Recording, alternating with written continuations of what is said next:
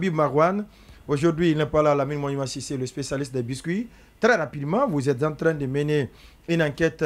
Est-ce que c'est terminé si des oui? enquêtes. Ouais, deux enquêtes, bien entendu. Oui, c'est d'ailleurs deux. Voilà. Oui, trois. Allez-y. Merci, merci pour la confiance, ouais. monsieur Condé. Merci surtout de porter le choix sur moi pour mener à bien ces différentes enquêtes. D'abord, ce qu'il faut rappeler, parce qu'on est bousculé par le temps. Premièrement, l'enquête portant sur les faux diplômes et CV.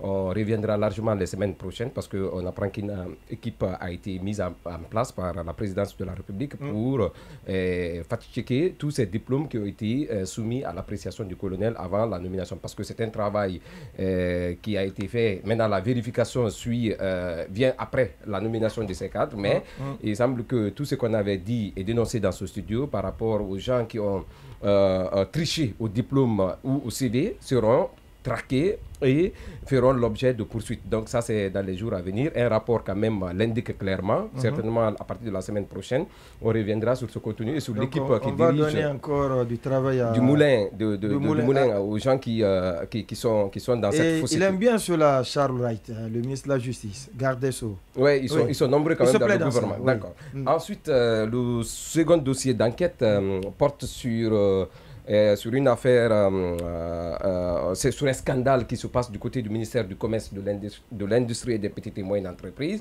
C'est par rapport à la société Falibra qui a remporté le marché de confection et de gestion des cartes biométriques liées aux prestataires, aux différentes activités, aux opérateurs économiques du pays. Mais on voit même un communiqué de la Chambre nationale du commerce qui passe en boucle sur différents médias, rappelant finalement que c'est à elle de faire ce travail parce que ça lui a été délégué par le ministère du Commerce. Oui, le problème, c'est que c'est un communiqué qui vient mettre fin à une convention signée, à une convention gouvernementale, parce qu'on se rappelle que c'est en 2020 que le ministre d'alors, en 2018, le ministre d'alors, Boubacar Bari, et Ismaël Dioubaté, Boubacar Bari du Commerce, qui était le ministre du Commerce, et Ismaël Dioubaté, en 2020, et Ismaël Dioubaté ont signé cette convention du budget.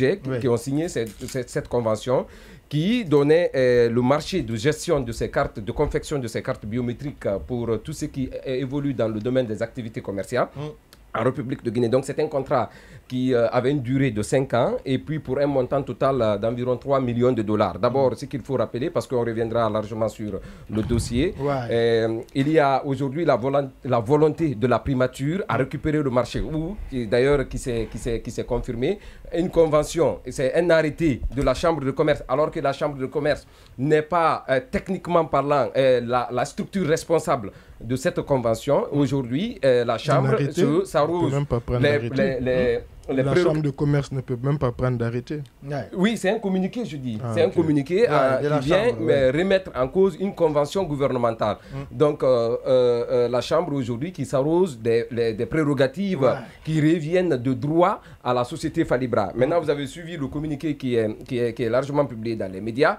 Il y a le Premier ministre qui est soupçonné aujourd'hui être celui qui est en train de tirer les ficelles et qui veut attribuer, et qui attribue d'ailleurs cette convention à la Chambre nationale donc, du commerce. On reviendra largement, mais ce qu'il faut retenir, d'abord en 2 ans, parce que c'est un contrat de confection de 500 000 cartes.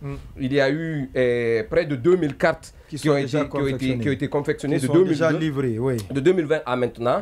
Et vous savez, les coûts varient en fonction de l'activité commerciale que on reviendra sur tout ça. Mais le montant,